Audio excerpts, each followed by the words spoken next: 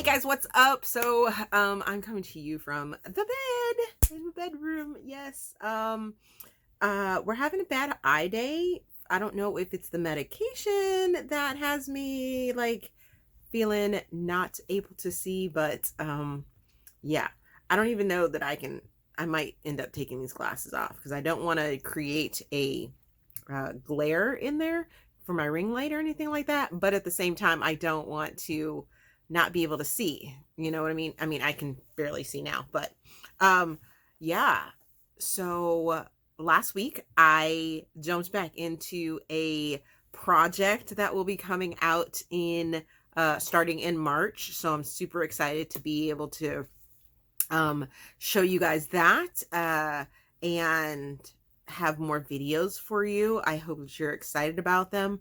If you have any author questions that you don't have a specific author that you were looking to ask this question, or a question that you would like to ask an author but you don't have that outlet to ask the author, drop me that question in the comment section, or if you want to DM me directly, that'd be amazing, because like I said, I have some things coming up, and those questions would be super awesome, and you might see your question anonymously. Of course, I'll just ask the question, but possibly to an author or two.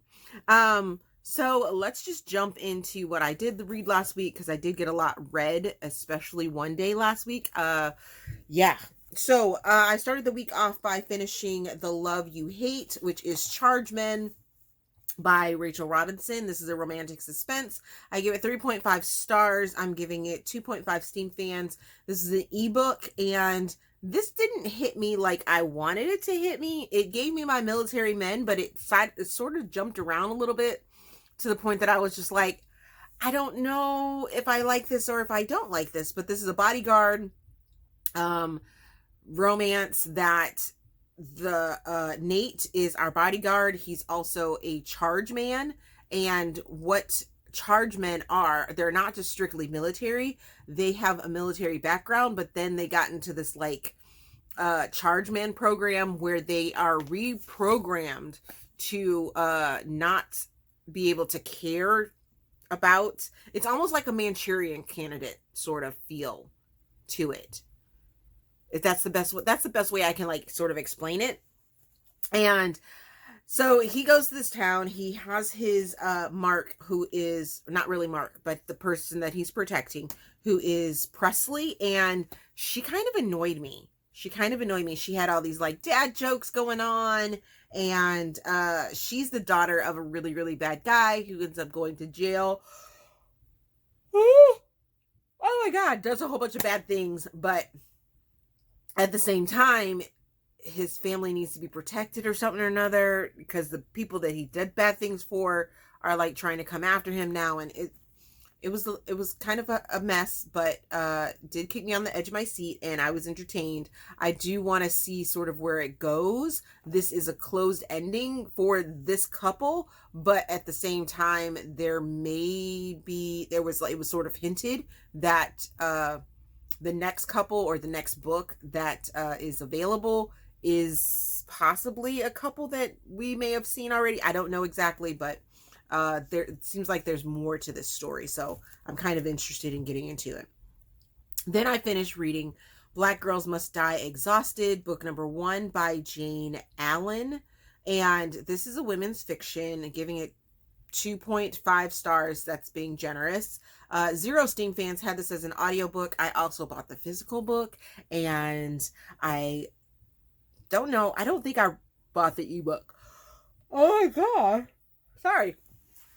But I did get that audiobook, and I got the physical book, and now I'm just like, oh, I kind of want to return it. But this is a Black author, which means that I won't be returning it. I'll just keep it for my shelves. Let's go over all these content warnings, because there are a lot. And I'm really mad that this was sort of pitched as a romance, because there is no romance in this whatsoever. Ugh. It was so annoying. So content warnings. We have infertility. We have racial discussions. We have police discussions, race and policing. We have biracial identity crisis going on. There's grief, there's a death, there's blended family or single parenting sort of issues going on. And oh my God, more racial stuff. So this book is just a hot mess for me. We have Tabitha, who is our main female character. She has all these, suicide attempt, suicide discussion, mental health discussion. The list is long for content warnings in this book. It's just absolutely crazy. But like I was saying, we have Tabitha, who is 33 right off. I want to say like chapter 1 and chapter 2 is her getting news about her fertility. Then she gets pulled over on her way to a workplace where she feels like she's not being listened to because she's a Black woman. The police officer, she has that issue, and it's like 5 or 6 pages. I don't know exactly how many pages it is because, like I said, I listened to it as an audiobook, but there's pages. There's a good 20-minute conversation about her fears and everything like that about being pulled over by the police. Now, I am not trying to downgrade or speak lightly about the way some people have had issue with policing. I definitely think that there is there's a lot of room for police reform and things that need to happen in real life and things like that. But the trauma that a lot that has made the news lately doesn't need to be in a book. Oh my gosh. And it's like, it was very projecting, very, very projecting. And I didn't like it. And then the fact that Tabitha is 33, she doesn't have a house. She hasn't bought a house. So she's obviously part of that generation that didn't grow up around or have parents that were like, you need to establish a house, you need to have a family, you need to do this, you need to do that. Or that generation that didn't have those goals. The goal for for her generation was, I'm going to go out, be independent, do my thing, and, live my life. I'm do it on my own time. It was just weird. I don't want to like project, sort of my feelings about it, I guess, on a lot of the topics. It felt very, very not my demographic. There we go. The next book that I finished was Aleatory, and that is by Xavier Neal. I'm placing this in sort of taboo contemporary. Give it 4 stars, give it 4 Steam fans. Had this as an ebook through KU. I think I have been talking about this book for a while and finally getting a chance to read it. This is a Black author. There is an age gap where the woman is older. So we have an older woman, younger man situation going on. We have Sloane, who is this big time author, screenwriter, very Shonda Rhimes-esque in herself, except for she's single, because I think Shonda Rhimes has a relationship. But anyways, Shonda Rhimes-esque. She has a whole bunch of things going on. She gets writer's block, so she goes to this small town in Michigan. What? So that caught me off guard, and I was like, here for that. But she goes to this small town in Michigan with her best friend, and her best friend's son is Sloane's realtor, whose name is Nix, and is actually Nicholas, but through the story his name is Nix, and he's the best friend's son, and he finds Sloane attractive, and then they decide to have a relationship. And at times there were moments where there was some immaturity that was going on and things like that, but at the same time you could sort of see why that was happening, or you could understand it. I had another friend that read this and was like, there were some grammatical challenges with it. I listened to it as text to speech, so it was being read to me, so I didn't pick up any or too many of those grammatical errors, and I think it was more of a format error, not really format error, but format annoyance for my friend, than it was a grammatical thing, because everything from text to speech sounded fine. I could definitely see, because I read along with my text to speech, the differences in the way that it was formatted, because there's lots of space in there and things like that. So I didn't hear it. I really enjoyed the story, minus those little small immaturity annoyances, but it was good. I enjoyed it. Then I read Stroke of Midnight by Andie J. Christopher, and this is One Night in South Beach, book number 1.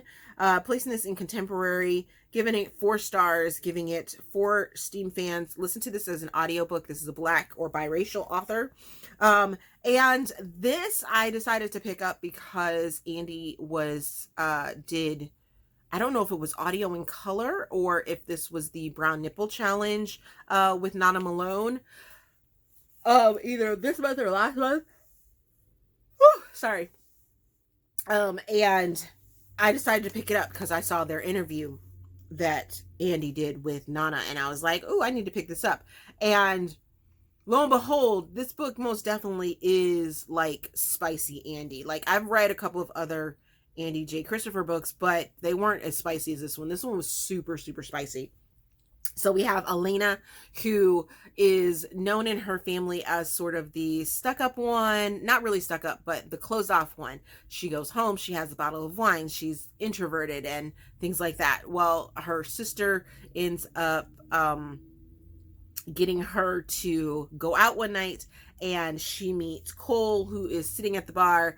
Cole has a military background. I understood that, but at the same time didn't find the connection with it. So there were some phrases and some sort of things that were described from the military aspect that I was just like, that just seems weird, and why is it in the book? But you know, it is what it is. I still enjoyed the story, and it's, like I said, it was super spicy for an Andie J. Christopher book, and I was here for it. I'm looking forward to the rest of the series. Then I read Chasing Ava, which is Bachelors of Shell Cove number 1 by Siera London. Placing this in contemporary, giving it 4 stars, giving it 2 Steam fans. Had this as an audiobook through my Hoopla.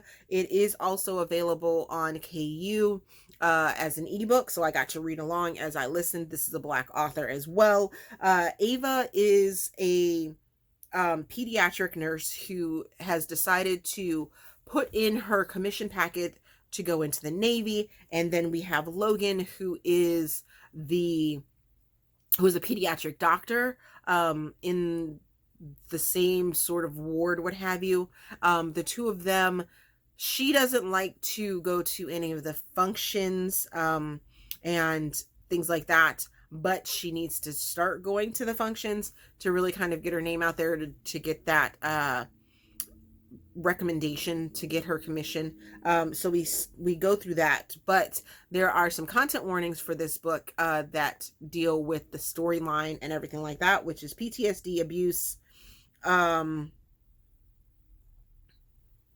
racial and classism, and Logan is very possessive in this book. So I was listening to this book, and as it was going along, I was like, wow, ooh, he's real, like, mine. And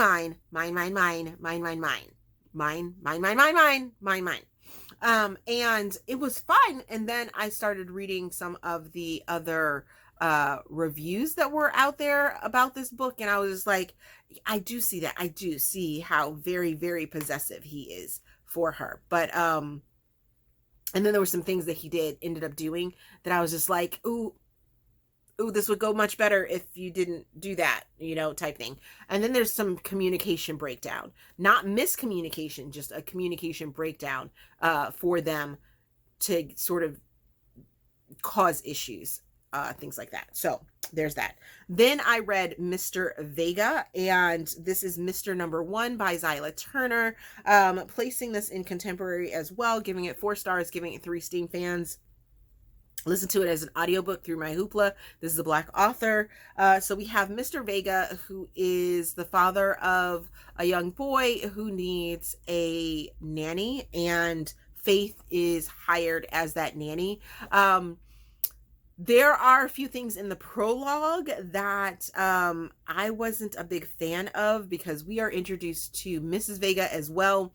And then there is a death. So it's a bit of a spoiler for me to tell you that there is a death, but it's needed to be said so that you'll continue on with the story, because I definitely almost DNF'd this book through the prologue, because we met Miss Vega and we saw her interact with Faith and everything like that. I do appreciate that Xyla sort of sped through this part of the book and made it a prologue. So if you're one of those people that skips prologues and everything like that, then you'll be fine. But it gave me very much cheating vibes, and I don't like cheating in my books, like, at all whatsoever.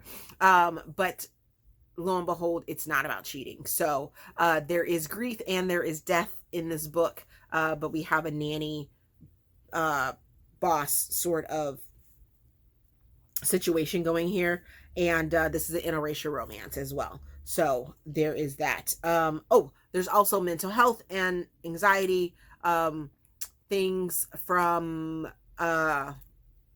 each of their pasts that sort of play into their story and their dynamic as well. So go into it lightly if any of those things trigger you or anything like that. Then I read Hike Hike Baby by Xavier Neal, placing this in rom-com, giving this an opposites attract sort of situation going on, giving it 4.25 stars, giving it 3.5. Steam fans had this as an audiobook through Hoopla. This is also available on KU as an ebook. Black author. This is a interracial romance over 35 characters. So I was excited about that. At least one of our characters is over 35. We have Yasmin, who is on a hike and a bakery owner with some of her friends. She ends up slipping and twisting her ankle, where this is where Sutton comes in. He is this very much free spirit, kind of let the wind blow me where it goes. And he's well off, but at the same time, he is very much a world traveler and, just free spirit with relationships and everything like that. So there is that. You get to see how their worlds sort of start to intertwine, and Sutton brings in the free spirit to Sutton, and Sutton, Yasmin brings in the free spirit and being and thought frame to Yasmin, and Yasmin shows, opens Sutton's heart again, and I really enjoyed that. Then the final book that I finished last week was Firefly by Tamara Whitlow. This is a Black love, dark romance novella, and giving it 3.5 stars, giving it 3.5 Steam fans. Had it as an ARC and in physical copy as well.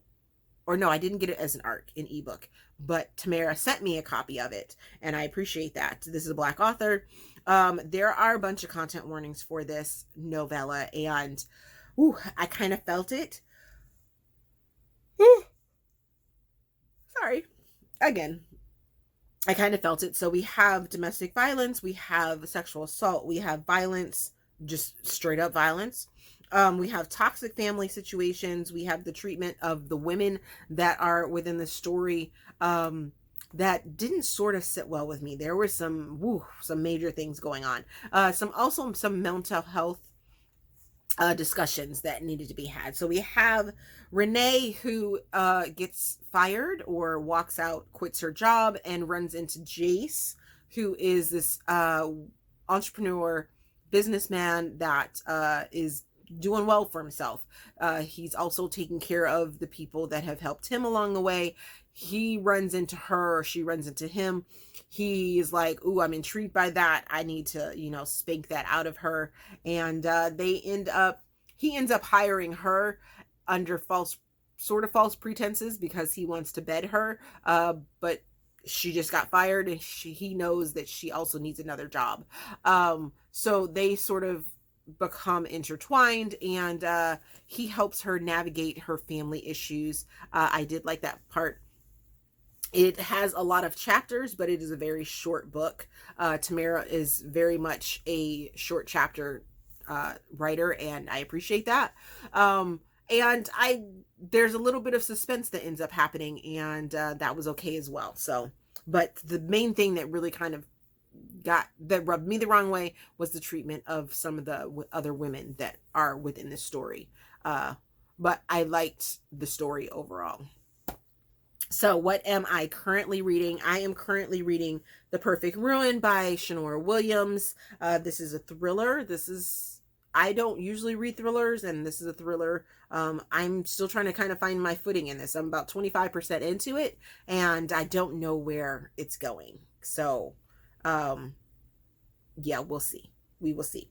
I'm also going to be reading Restore Me by J.L. Seegars. This is the pick, or this has become a Black Book Talk book that everyone is talking about, and it's available on KU, so I am going to go check it out as a book club pick for Black Book Talkers. And then I'm also going to be reading Filthy Professor by Niquel. She sent me this as a ARC, and I want to get it read before the release, which I believe is this week as well. So there's that. So I have been talking for a while. I'm going to get some water. And then I will, yeah. So thank you guys for hanging out with me, listening to the books that I read last week. And I will see you guys in another video. Bye.